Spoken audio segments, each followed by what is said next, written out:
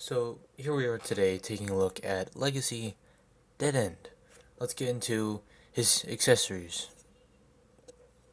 So he comes with these two blasters that are nicely sculpted and have some black and purple paint to them, which will look fairly well.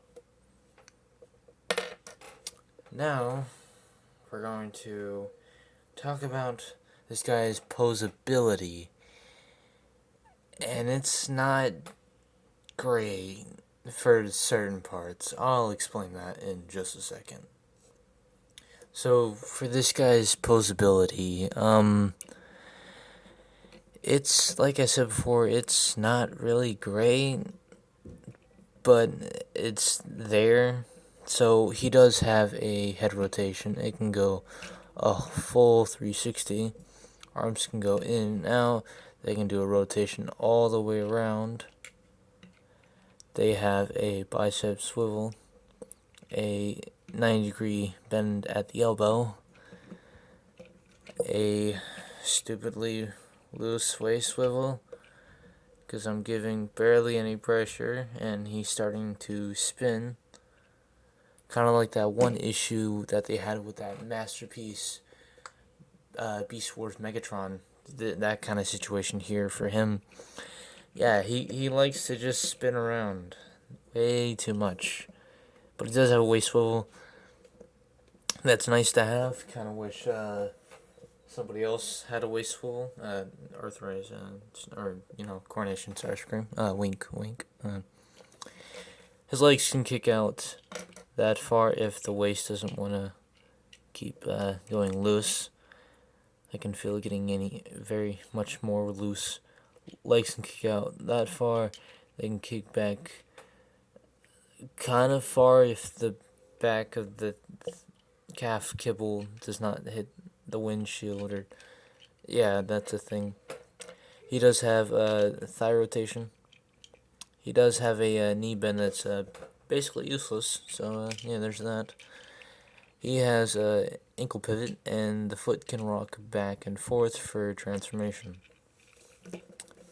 So he's not great, but he's a figure that came in a 2-pack with, I believe it was Tarantulus, or that could have been somebody else, I believe. But I could be wrong. And y'all can probably tell me that if I'm wrong about him coming in like a 2-pack or something. But I did pick him up from a 2-pack. I'm just wondering what figure he was also with, because I got that 2-pack a long bit ago. It's kind of like before Christmas break and all, for those people who are in school or whatever. But yes. Now, since we're done with articulation, we can get into size comparison. Yes, we size this man with other figures. Yes, do it now. So here we have Legacy Knockout size comparison with DeadEnd here, and yes, the Prime Universe one. Yes, it says it on the box. Okay, next. Haven't done one of these in a while, but a core class size comparison. Here we have Iguanus. I think I'm pronouncing that right. You can correct me if you want. Your option. Here's a Legacy 86 RC. She's a figure. She's from Studio Series, and she's a Bane, but hey, I got a 2-pack with her sideways, but the one who can't get a job and stay out of my size comparisons. We've already done you multiple times, Starscream. Get the fuck out of here. Here we have my previous review, Battle Trap. You can check that out if you want. If not, that's your choice. It's perfectly fine. And since I do what I do, here we have Siege Soundwave. I made a review on him. You can check him out as well. Now, with size comparisons done, before we do transformation, we can take a look at some of the stuff or detail that's on this little guy. So we do have a nice looking head sculpt there with a nice kind of purple tint to it and a kind of orange mouth in a way. We do have that Decepticon symbol in the middle there, looking very nice. Doesn't seem to have any kind of smudge or paint issues on it, which I like. The strange thing about this figure, though, is that the chest seems a little bit too wide in a way, and the waist seems a little bit too small. See, I would fix that issue, which I can with a screwdriver, because there's some screw holes there. I could take a screwdriver and kind of screw those in. That might make the waist swivel a little bit too loose, but considering that once I get the rest of the figures for Menasor, that guy is going to stay in arm mode for the rest of his life. And trust me, he will. Unless I feel like distransforming Menasor for like 6 hours. But yeah, you do get some venting detail on his forearms here. If you can see the little vents there. You do get some nice sculpting on the calves here. And they are slightly hollow, but they kind of tried to put a gap filler here. Kind of has like some wiring detail in there. Looks very nice. There isn't really much to say about the back here, though. It's kind of hollow a little bit on the back of the forearms. And not really at the thighs, though, which is nice. You do have the entire front of the car here, though. That's there. I mean, for cable-wise, it's not great or terrible. I mean, you have the entire back of the car on the back of the thighs. Well, not thighs, because the thighs are here. I know body parts, the calves. But then you have the entire, like, front part of the car right here in a backpack. Even though, you know, RC here has a worse backpack in my opinion. But, hey, y'all debate that. Y'all are smarter than me. But, I can kind of make an exception for Knockout here, even though his is kind of a little bit more atrocious. But, you know, this guy can pose much more than, you know, DeadEnd here. Not saying he's absolutely terrible. I mean, he has a good old mode. I mean, the robot mode's kind of decent, but anyways, let's get this guy into a car. If I can keep him straight in front of the camera. Good. Now on with this goofy ass review. We're gonna get this man to a fucking car. Now, first you want to take the backpack and you want to take that. You want to unpeg it, and then you want to take the shoulders here and you want to pop them out. So it kind of looks like that, like his chest just exploded. Now you want to take the head here and you want to rotate it back. It's on a slight ratchet joint, and we'll go all the way back into that cavity right there. Then you want to take the arms, move them up on these kind of like a. I'm not entirely sure what the name is for them, but I'm sure it'll come up at some point. But you just want to move these up, and you want to angle these down while rotating these doors out from the forearms. So I'll do that to make sure everything is lined up. You do kind of want to move this back, like for the backpack, so you can kind of get these arms in place. Which I don't know why on my copy is being a pain. There we go. You should hear a soft kind of click. Take the tires up here, rotate them down. They kind of thoof into place. So then you take the entire hood of the car, move it all the way forward. You know, the front of a car. Now, grab the thighs, unpeg them. And then you want to move the thigh into the calf, and you want to click that into place. Or be an idiot like me and forget this transformation entirely, and you want to redo that step, but make sure you don't close it all the way up. So you want to open up the calf again, move this in for the thigh. Should be looking like this so far. Then you want to connect them down the middle with that peg, and there is a slot in there. You can kind of see it.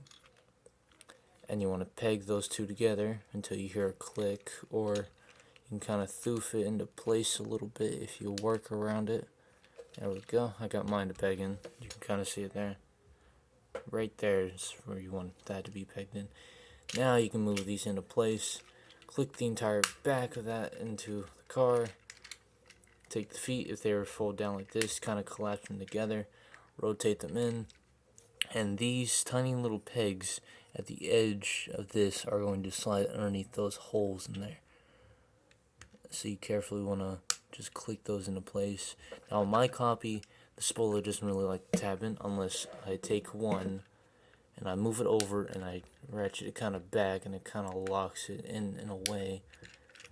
But now it doesn't want to do that anymore, of course, because it wants to work off camera.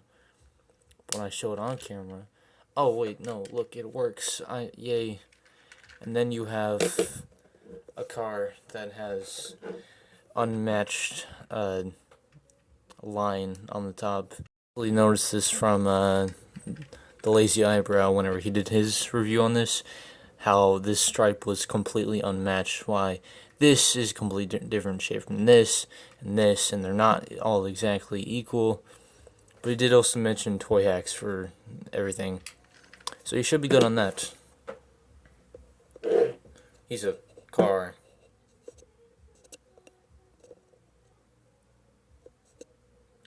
Now, the thing about this car is that it's kind of like the situation that I have for Sideways. It's like whenever the front part of the vehicle looks better at the front than it does in the back. But, I mean, it's not too terrible because of it being a Transformer, there has to be some gaps somewhere. And the underside kibble isn't actually too bad. It kind of looks like actual car parts just hanging off. But it's not entirely too noticeable. But I do like the car though that he transforms into. The robot, not so much, because of like the thighs, and like these parts are half of the car is just entirely the calves of the legs. There's barely any thighs. And his knee bend is just non-existent because you have the entire calf being half of the car. But then, like, you kind of have the arms. I mean, they're okay, just not entirely great. But hey, it's a Transformer, and car go not really roll because underside kibble being an absolute pain to deal with. But hey. Transformer. It's a car, but now we're gonna get into size comparisons if I don't take 7 years. Here we have Prime Universe Legacy Knockout, which I kind of like his art mode? Yeah, alt mode. I can't do words apparently. I like his alt mode more than DeadEnd's, but I did like the car anyways in the show, so that makes sense. Here's another vehicle that doesn't make sense, because Road Hauler. He's a truck that doesn't scale with anything, but hooray for him. I did a review, you can look at that. Fun. And why not, we can put Cloud Cover in this kind of situation. Put him with DeadEnd here. Because, hey, at least they both have one thing in common. They have loose parts on them. He has a loose leg entirely, and he has a waist that's loose. Pretty sure it's as loose as the Masterpiece Megatron I was speaking of earlier. And once again, me being me, here we have Siege Soundwave, or Legacy. I explained in the video, why am I bringing this up again? Fuck! But, yeah, that's pretty much all I have to say about DeadEnd here. I didn't really intend to be talking a lot about him, but I like his robot mode if the legs weren't an absolute pain, and if the arms had a little bit more in them, the waist will not being a pain, and maybe even, like a ball joint at his head, but maybe that's asking for so much. But then we had, like, Knockout here, and like, he was better. And they're the same size, they're both deluxes, but yeah, I mean, he's a good figure, but he's frustrating. But that's been for me. I'll see y'all in my next review. Peace out. This has been Soundwave Reviews.